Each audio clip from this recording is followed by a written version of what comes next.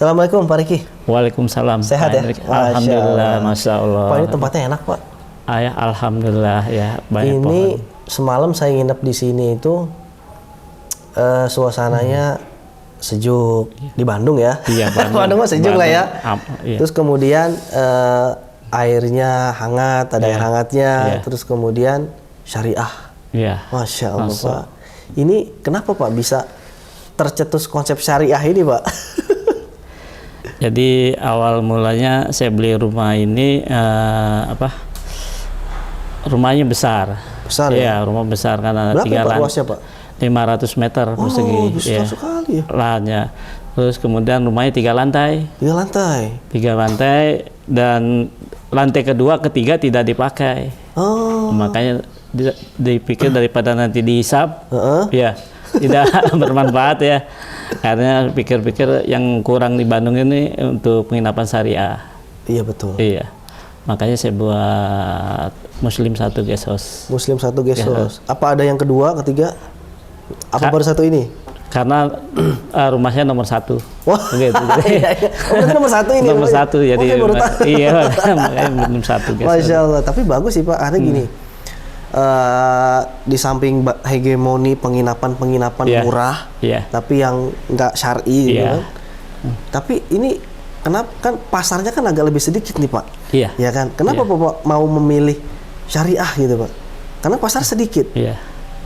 Kalau saya sih melihatnya dari keberkahan aja. Keberkahan? Iya. Kalau kita buka penginapan biasa, kita nggak bisa mensensor yang tamu yang masuk ya. Iya. Nggak bisa scan ya? Iya, tidak bisa dibatasi. Berarti di sini kalau misalkan orang mau nginep nih Pak? Iya. Itu syaratnya apa tuh Pak?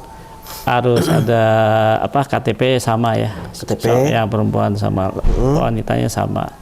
Atau ada surat nikahnya. Surat nikahnya? Iya. Masya Allah. Itu harus yang asli? Enggak. Dia bisa perlihatkan kalau sampai dia bisa perlihatkan di ininya lah. By foto juga nggak apa-apa. Yang penting itu buktinya otentik gitu ya. Yang penting by foto nggak apa-apa gitu ya. Masya Allah. Ini tempatnya di daerah mana ini Pak? Di Pasir Salam Raya 1 nomor 1. Daerahnya Bandung? Daerah Bandung dekat area Buah Batu dan... Oh, Buah Batu ya? Iya, area dekat Buah Batu. Oke, karena saya belum hafal. Iya. Bandung. Pak, saya menarik gini Pak. Ketika saya mau coba gali sedikit tentang perjalanan bisnisnya Pak Riki. Karena kalau saya lihat mungkin ada banyak, nggak tahu banyaknya seberapa kan itu kan relatif ya. Nah kalau boleh tahu nih, bisnisnya Pak Arif itu apa aja nih Pak? Sekarang ini? Oh ya, yang sekarang yang sudah, yang masih jalan. Masih jalan. Pertama saya punya bisnis properti. Properti? Iya, jual beli properti. Oke. Itu yang pokok, pokok. Kemudian saya punya ada grosir telur. Telur di Pasar Banjaran. Banjaran sini ya? Iya, Banjaran sini kabupaten. Dan itu sirkah. Oh, sirkah. Jadi saya tidak perlu, saya hanya menyediakan ruko dan modal. Oh, iya. Jadi tinggal autopilot lah.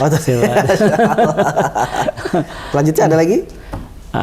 Paling ya guest house ini ya. Ada lagi yang lain wahana ekspedisi ya. Wahana ekspedisi? Iya. Apa tuh Pak? Ya, ini? Iya, untuk ekspedisi kiriman-kiriman. Itu ya? Iya, untuk kirim-kiriman ya. Berarti yang paling pokok, berarti yang paling besar dong? Iya. Itu di properti. Iya. Dan itu Bapak memulai properti dari? Tahun saya mulai 2006 lah. 2006 ya. 2006 itu sampai sekarang masih bertahan properti ya? Masih bertahan ya. Kita memang dari kecil. Oh, dari kecil? Iya, jadi kita ngumpulin modal sedikit-sedikit, beli rumah yang kecil. Ya, kemudian jual lagi. Berarti masuk properti syariah atau gimana Pak? Enggak masuk properti syariah. Memang berarti properti aja gitu ya? Aja, jadi kita beli yang dari kecil. Dari kecil gitu ya? Dan tidak ngutang ke bank. Oh, nggak ngutang? Iya. Masya Allah. Dan emang prinsip tidak mau ngutang gitu. Dari kecil tuh? Iya. Masya Allah, ngumpulin ya. Terus kemudian tidak berhasil untuk tidak berhutang gitu ya Pak ya? Iya.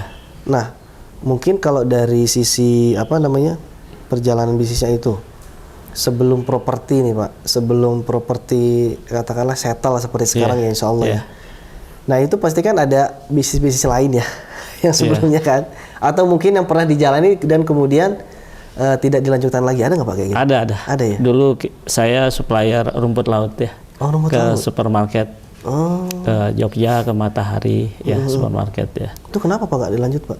Krisis tahun 98. Oh iya. 98 krisis, semua daya beli turun ya, terpaksa kembali lagi dari Bandung pindah ke Jakarta lagi saya. Oh gitu. Ya, oh memang asli Jakarta. Jakarta, memang besar di Jakarta. Besar di Jakarta. Kemudian pindah ke Bandung.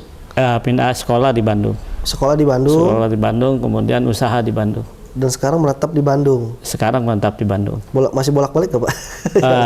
Jarang, sebulan sekali lah. Sebulan sekali lah ya. Paling. Berarti di sana masih ada keluarga juga ya di Jakarta? Masih, ya? orang tua. Orang tua masih di Jakarta. Kakak, adik semua di Jakarta. Oh, Masya Allah. Nah Pak, kalau dari bisnis properti nih Pak, kalau saya lihat nih tadi di sekeliling Bapak itu rumah Pak Riki ini kan banyak tulisan motivasi Islam.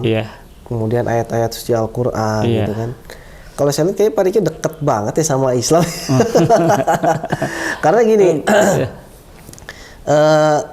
pasti kalau saya tuh menduga Pak Riki itu kayaknya Pak Riki orang ngaji deh gitu.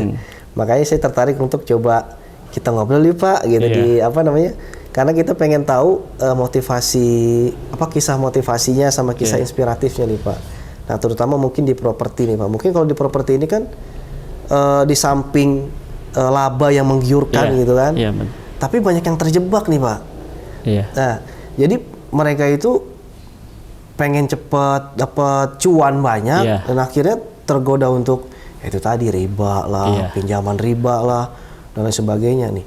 Nah saya pengen tahu nih, Bapak tuh gimana tuh menjaga biar bisa tidak terjerumus tuh Pak ke yang katakanlah riba gitu. Jadi biar kasih teman-teman atau sahabat wakaf nih Pak, tipsnya gimana tuh Pak?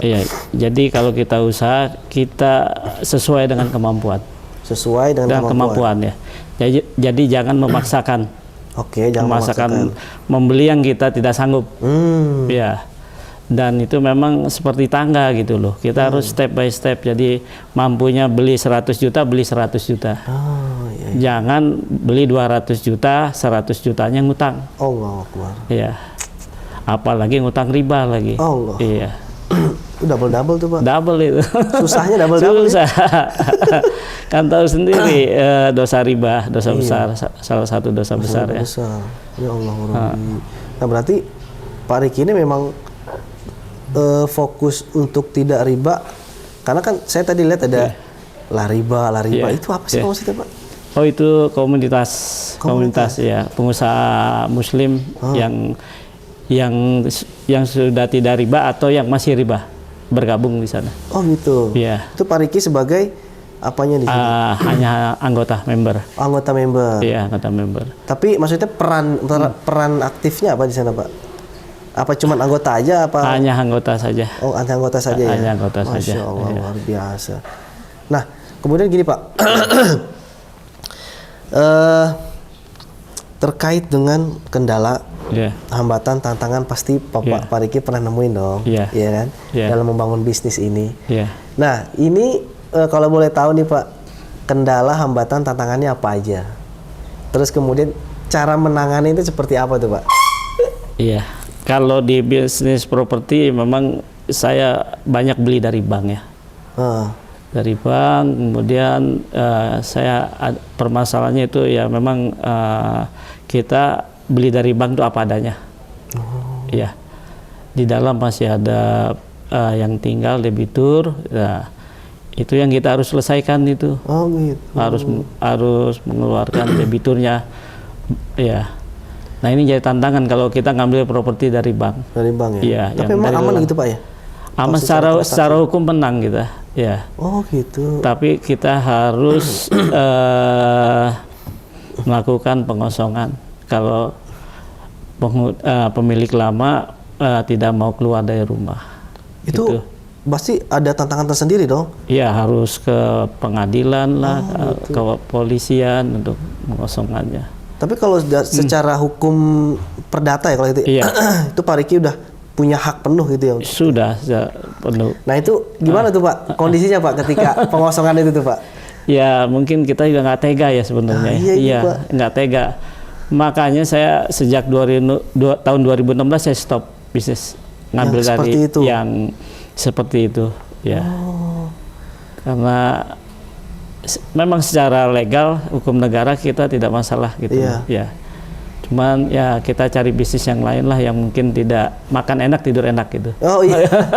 Tapi Pak mungkin ada satu cerita yang ketika Pak Riki sedang berusaha mengosongkan rumah yang sudah dibeli itu. Ada nggak sih kisah yang paling kayaknya aku nggak tega banget sih sama orang ini. Maksudnya yang paling menyentuh gitu. Apa banyak Pak itu? Ya banyak lah ya memang ya karena mereka dikeluarkan secara paksa, barang-barangnya dikeluarkan semua ya. Tetangga mungkin jadi tahu gitu ya, malu kan ya.